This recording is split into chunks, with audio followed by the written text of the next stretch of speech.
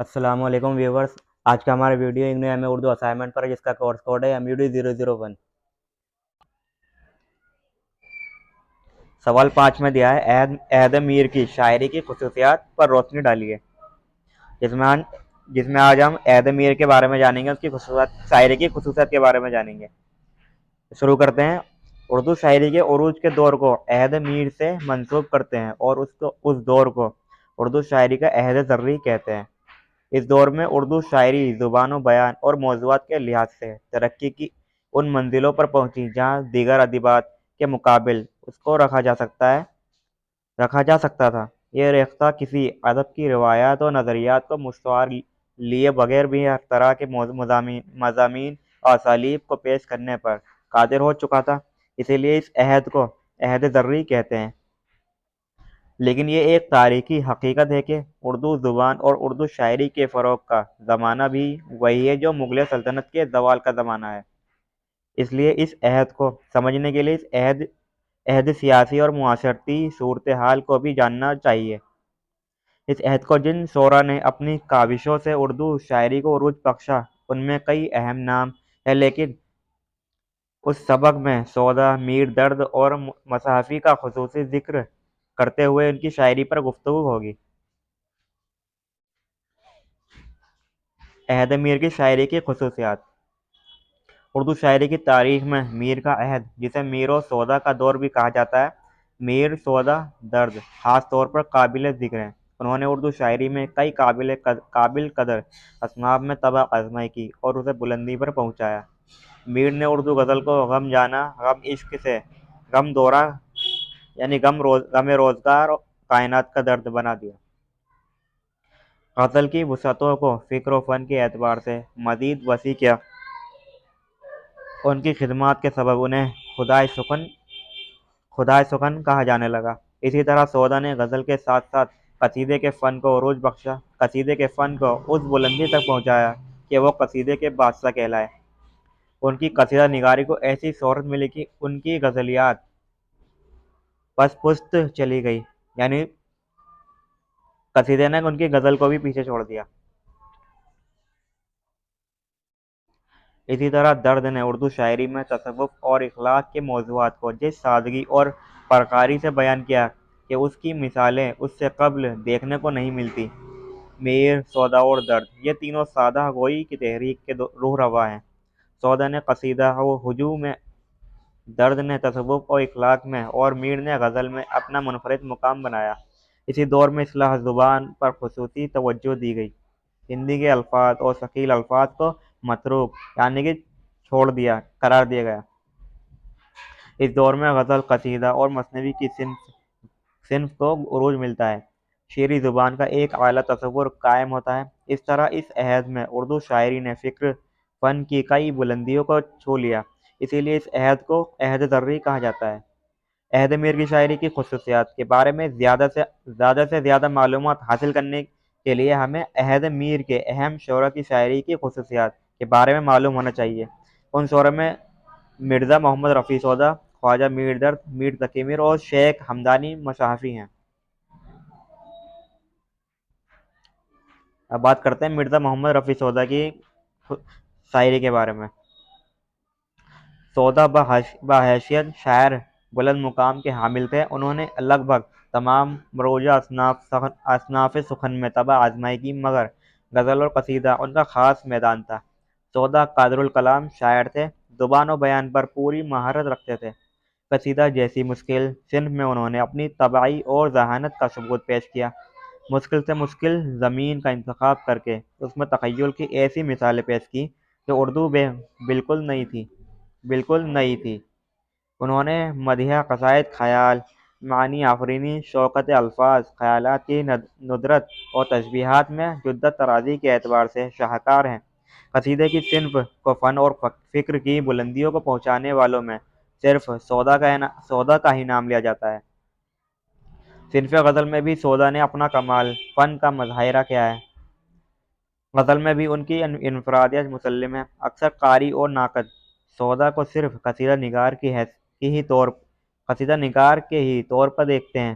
یہ ان کے ساتھ سراسر ناانصافی ہے، کیونکہ सौदा की गज़लों में भी ज़बान व बयान और फ़िक्र व फ़न की तमाम खूबियाँ मौजूद हैं जो उनके कसाइद में हैं, लेकिन सौदा से कब्ल उर्दू में कसीदा निगारी की ये मिसाल नहीं मिलती थी, इसलिए वो बतौर कसीदा निगार बहुत मशहूर हुए।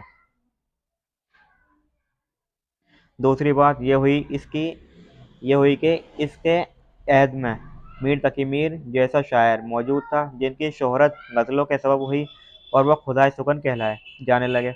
ऐसी सूरत में जब भी गज़ल का नाम लिया जाता है, मीर का ही नाम सर फहरिस्त रहता। मीर की शोहरत ने भी बतौर गज़ल गो सौदा की शोहरत को कम कर दिया, मगर हकीकत यह है कि उनकी गज़लें भी किसी तरह कम नहीं हैं। हाँ, यह ज़रूर है कि कसाइद में जो उसलूब मिलता है उससे गज़ल का उसलूब बिल्कुल जुदा-गाना है। सौदा की गज़लों में आहंग की बुलंदी है, बयान में ज़ोर है, अल्फाज में शान और शौकत है, तख़य्युल की निरंगियाँ और रफ़ाअत है, वारदात क़ल्बी का बयान भी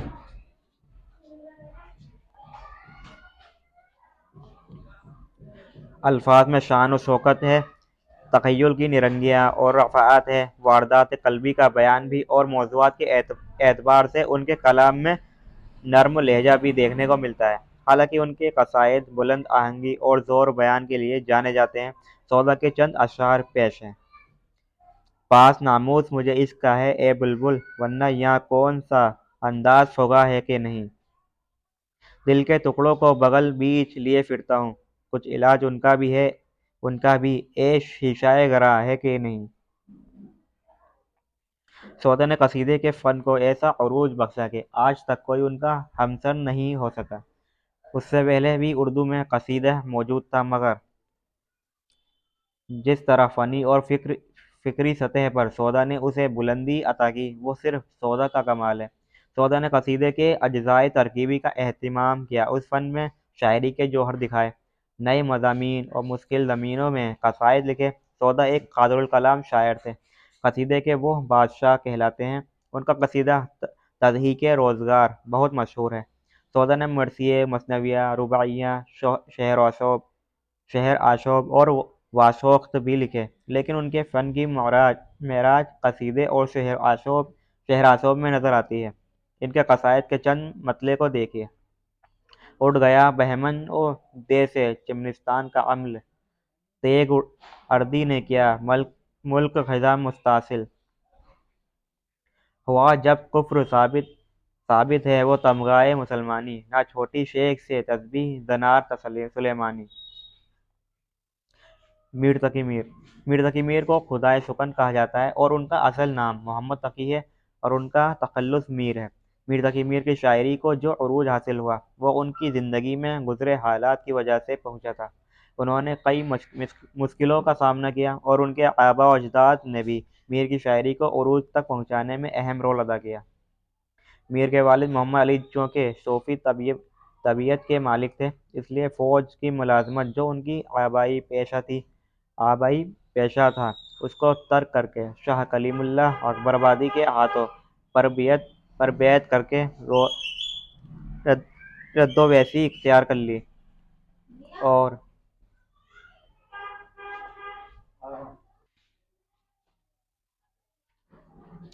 मीर के वालिद मोहम्मद अली चूँकि सूफ़ी तबीयत के मालिक थे, इसलिए फ़ौज के मुलाज़मत जो उनकी आबाई पेशा था, उसको तर्क करके शाह कलीमुल्लाह अकबराबादी के हाथों पर बैत करके रदवेशी इख्तियार कर ली और अली मुत्तकी कहलाए। दरवेशाना ज़िंदगी गुजारने की वजह से घर में अफलास था और ज़िंदगी फ़ातों में गुजरती थी। इसी ज़माना अफलास में मीर की पैदाइश हुई। मीर के वालिद के इंतकाल के बाद उनकी ज़िंदगी में मुसलसल कर्ब का दौर रहा। पहले तो उनके मुँह बोले चचा अमानुल्लाह ने उनकी परवरिश की, लेकिन बहुत जल्द उनका साया भी सर से उठ गया। उनके सौतेले भाई तो मौजूद थे, मगर उन्होंने मीर तकी मीर की कोई मदद नहीं की। लामहला उन्हें मुआज़ की तलाश के लिए कई सफ़र करने पड़े। आखिर में मीर दिल्ली पहुंचे। वहां उनकी मुलाकात ख्वाजा मोहम्मद बासत से हुई। उन्हीं के दोस्त से मीर की रसाई शमशामुद्दौला से हुई। उन्होंने मीर का वजीफ़ा 1 रुपया रोज़ाना मुकर्रर कर दिया। मीर को यह वजीफ़ा शमशामुद्दौला की मौत तक बराबर मिलता रहा। बाद में यह वजीफ़ा बंद हो जाने की वजह से میر پر پھر افلاس کے بادل چھا گئے، اس لیے اپنے ماموں خان آرزو کے یہاں پناہ لی۔ اس وقت میر 17 برس کے تھے۔ ماموں کے یہاں میر لگ بھگ 7 برس رہے۔ خان آرزو کے یہاں رہتے ہوئے میر کا فن نکھر آیا، مگر افلاس اور بے بسی نے انہیں چڑچڑا اور نازک مزاج بنا دیا۔ درد و علم کی زندگی سے گزرتے ہوئے میر نے زندگی کی قربانیوں کو بہت نزدیک سے دیکھا، اسی لیے ان کے مزاج میں گداختگی پیدا ہوئی تھی جو ان کی شاعری میں دیکھنے کو ملتی ہے۔ میر نے اپنی شاعری کی ابتدا فارسی سے کی، لیکن خان آرزو اور سعادت علی امروہوی سے تحریک پا کر انہوں نے اردو میں لکھنا شروع کیا۔ کہا جاتا ہے کہ ایک دن مرزا رفیع خان آرزو سے ملنے مکان پر آئے اور جاتے وقت آرزو کو یہ شعر سنایا: چمن میں صبح جو اس جنگجو کا نام لیا، صبا نے تیغ کعب روا سے کام لیا۔ میر کی تمام عمر سوز و غم اور رنج و عالم میں گزری۔ وہ ہمیشہ پریشانیوں میں گرفتار رہے اور دنیا کے مصائب جھیلتے رہے۔ تمام عمر ناکامیوں سے وابستہ رہا۔ یہی زندگی کے تجربات ان کی شاعری میں موجود ہیں۔ میر کی غزلوں کے 6 دیوان، 4 مثنویہ، 41 مراثی و سلام، 6 قصیدے، 19 مخمس، 4 مسدس، 4 داشوقت، 2 ترکیب بند، 1 ہفتہ بند تضمین، قطعات و رباعیات اور فردیات، یہ کل اردو اثاثہ ہے۔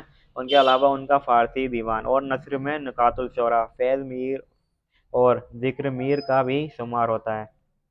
میر کی شاعری کے حوالے سے کہا جاتا ہے کہ ان کی شاعری غم جانا بھی اور غم دورہ بھی۔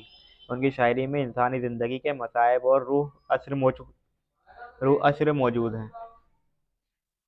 میر کا لہجہ دھیما اور نرم و نازک ہے۔ اس لہجے میں درد کی کسک بھی موجود ہے، جس کو اکثر ان کی ذاتی زندگی کا درد کہا جاتا ہے، لیکن اس درد میں اس عہد کا درد بھی پوشیدہ اور زمانے کے ہر دور کا درد اس میں دیکھا جا سکتا ہے۔ بڑی شاعری کی یہی خوبی ہوتی ہے کہ اس میں ہمہ غیریت اور آفاقیت ہو۔ میر کے اکثر اشعار ایسے ہیں جن کو آج بھی پڑھا جاتا ہے اور وہ حسب حال ہوتا ہے۔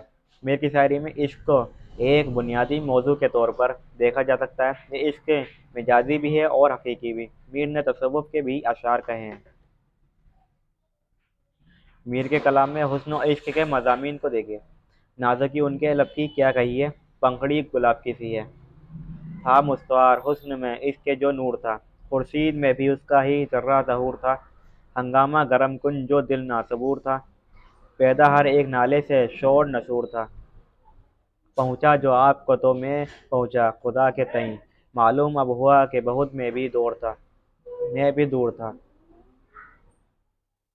خواجہ میر درد 1720 میں دہلی میں پیدا ہوئے اور ان کی وفات 1781 میں ہوئی۔ ابتدائی تعلیم دہلی میں ہوئی۔ بہت جلد انہوں نے دینی و دینوی علوم میں مہارت حاصل کی۔ درد کو ابتدا سے ہی دنیاداری سے کوئی رغبت نہیں تھی۔ جوانی کے ایام میں انہوں نے علم و تصوف کی تعلیم حاصل کر لی تھی۔ یہ وہ زمانہ تھا جب دہلی تخت و تاراج ہو رہی تھی، ہر طرف بدامنی اور بدحالی کی گردش تھی۔ ایسے میں کئی اہل علم و فن اور شعراء نے دہلی چھوڑ کر دیگر شہروں کی جانب ہجرت کی، مگر خواجہ میر درد نے دہلی کو نہیں چھوڑا اور اپنے آستانے کو ہی مسکن بنایا۔ ان کی طبیعت میں گداختی اور نرمی تھی جو ان کی شاعری میں واضح طور پر نظر آتی ہے۔ درد کو تصوف سے خاصا لگاؤ تھا، اکثر بے خودی کے عالم میں غرق رہتے تھے۔ دنیاوی عیش و عشرت اور لذتوں سے کوئی انس نہیں تھا۔ قناعت اور صبر و توکل ان کی شخصیت کی خاص صفت تھی۔ درد موسیقی کو بھی پسند کرتے تھے اور سماع کی محفلوں سے روحانی تازگی حاصل کرتے تھے۔ درد بنیادی طور پر صوفی شاعر ہیں۔ انہوں نے بے ثباتی دنیا، فنا و بقا، وجود حق اور مظاہر فطرت کو مشاہدے حق کے طور پر اپنی شاعری میں پیش کیا ہے۔ یہ وہ دور ہے جب تصوف کے مضامین کے بارے میں کہا جانے لگا تھا کہ تصوف برائے شعر گفتن خواب است۔ اکثر شعراء نے تصوف کے مضامین کو اسی روش کے طور پر پیش کیا، لیکن درد جو کہ تصوف سے قلبی لگاؤ رکھتے تھے، اس لیے انہوں نے تصوف کے ان عام مضامین کو اپنی شاعری میں پیش کیا جن کو آسانی سے سمجھا جا سکتا ہے۔ درد نے کبھی بھی تصوف کے پیچیدہ اور فلسفیانہ مسائل کو پیش نہیں کیا، جیسے وحدت الوجود اور وحدت الشہود۔ یہ وہ نظریات تھے جن پر اکثر شعراء نے اپنے خیالات کا اظہار کیا، مگر ان مسائل و مباحث میں اتنی پیچیدگیاں ہے کہ عام ذہن کا سمجھنا دشوار تھا۔ درد نے ان سے اعتراض کیا اور عام اخلاق و سیرت سے متعلق مضامین کو ہی پیش کیا۔ ان کے متعلق اکثر ناقدین کا خیال ہے کہ ان سے زیادہ کسی تصوف کے مضامین کو نہیں پیش کیا۔ خواجہ میر درد کی شہرت کا سب سے بڑا سبب ان کا صوفیانہ کلام ہے۔ اردو کی صوفیانہ شاعری میں جو مقام اور مرتبہ درد کو حاصل ہے، وہ اور کسی شاعر کے حصے میں نہیں آتا۔ صوفیانہ طریق کو دیکھیے تو صوفی عشق کی سخت ریاضت پر بہت زور دیتے ہیں۔ عشق کی سختیاں برداشت کرنا ان کے لیے ضروری ہیں۔ درد بھی اسی عشق کا اظہار کرتے ہیں۔ عشق ہی تصوف کی بھٹی ہے جہاں سے انسان پاک و صاف ہو کر نکلتا ہے۔ صوفی اپنے دل میں عشق کی آگ روشن کر لیتا ہے۔ کچھ اشعار کی مثالیں دیکھیے۔ ارض و سما کہاں تیری وسعت کو پا سکے، میرا ہی دل ہے وہ کہ جہاں تو سما سکے۔ درد کے اشعار جو مضامین کے اعتبار کے حامل تو ہی ہیں، لیکن زبان و بیان کے اعتبار سے بھی ان میں جدت ہے۔ درد کی زبان صاف ستھری اور سادہ سلیس ہے۔ درد کے یہاں خالص مجازی عشق کے بھی اشعار ملتے ہیں۔ کھل نہیں سکتی ہے اب آنکھیں میری، کی میں یہ کس کا تصور آ گیا۔ ان لبوں نے نہ کی مسیحائی، ہم نے سو طرح سے مرد دیکھا۔ مجموعی طور پر ہم کہہ سکتے ہیں درد اپنے معاصرین میں اس لیے جداگانہ شناخت رکھتے ہیں کیونکہ انہوں نے شاعری کو صرف شاعرانہ دلچسپی کے لیے اختیار نہیں کیا، بلکہ اپنی شاعری کو پیغام رسانی کا ذریعہ بھی بنایا۔ فکر کی بلندی اور زبان کی سادگی نے ان کی شاعری کو قبولیت بخشی۔ بات کرتے ہیں شیخ غلام حمدانی مصحفی۔ مصحفی کا پورا نام شیخ غلام حمدانی مصحفی تھا۔ تاریخ اور تذکروں میں ان کی پیدائش اور سال وفات کے حوالے سے اختلاف ہے۔ ڈاکٹر جمیل جالبی کی تحقیق کے مطابق ان کا سن پیدائش 1774 ہے۔ مصحفی معاش کی تلاش کی غرض سے دہلی کا سفر کیا۔ سیاسی، تہذیبی اور سماجی اعتبار سے دہلی کا حال ابتر تھا۔ کچھ وقت گزارنے کے بعد آملہ چلے آئے۔ وہاں سے لکھنؤ، جہاں شعر و شاعری کی محفلیں پوری زور شور کے ساتھ آباد تھیں۔ معرکہ آرائیوں کا بازار گرم تھا۔ ان معرکہ آرائیوں میں رنگین انشا جرات کا بول بالا تھا، لیکن تاریخی حالات کچھ گرم تھا۔ ان معرکہ آرائیوں میں رنگین انشا جرات کا بول بالا تھا، لیکن تاریخی حالات کچھ ایسے دگرگوں تھے کہ انہیں واپس دہلی لوٹنا پڑا، جہاں انہوں نے کئی برس گزارے، تجارت بھی کی، مشاعروں میں بھی حصہ لیا۔ خواجہ میر درد سے انہیں گہری عقیدت تھی۔ اس عہد میں دلی کا کیا حال تھا، اس کا ذکر کئی شعراء کے حوالے سے اوپر آ چکا ہے۔ یہ وہی زمانہ ہے جس کے قرب میں مصحفی بھی گرفتار تھے، لہٰذا انہوں نے بھی دہلی سے لکھنؤ کی جانب ہجرت کی۔ لکھنؤ اس وقت شاعری کا دوسرا بڑا مرکز بن چکا تھا اور یہاں کے نوابین و امراء شاعری کے دلدادہ تھے۔ کئی شعراء ان کے وظیفوں سے اپنی زندگی گزار رہے تھے۔ ان میں رنگین انشا اور جرات وہاں کے مقبول شعراء میں تھے۔ شعراء کے مابین اکثر نوک جھوک ہوتی رہتی تھی۔ مصحفی کو بھی ان معرکہ آرائیوں کا حصہ بننا پڑا۔ مصحفی کی شاعری کا ایک رنگ وہ بھی جس میں لکھنوی رنگ حاوی ہے، جیسے یہ اشعار: جمنا میں کل نہا کر جب اس نے بال باندھے، ہم نے بھی اپنے دل میں کیا کیا خیال باندھے۔ کام کر جاتی ہیں تیری آنکھیں چپکے چپکے پدار آنکھوں میں، تیرے کوچے ہر بہانے مجھے دن رات کرنا، کبھی اس سے بات کرنا کبھی اس سے بات کرنا۔ مجموعی طور پر یہ کہا جا سکتا ہے کہ مصحفی کا شمار باکمال شعراء میں ہوتا ہے۔ انہوں نے غزل کے علاوہ مثنوی اور قصائد بھی لکھے۔ غزل ہی میں ان کی شاعری اپنے کمال کو پہنچتی ہے۔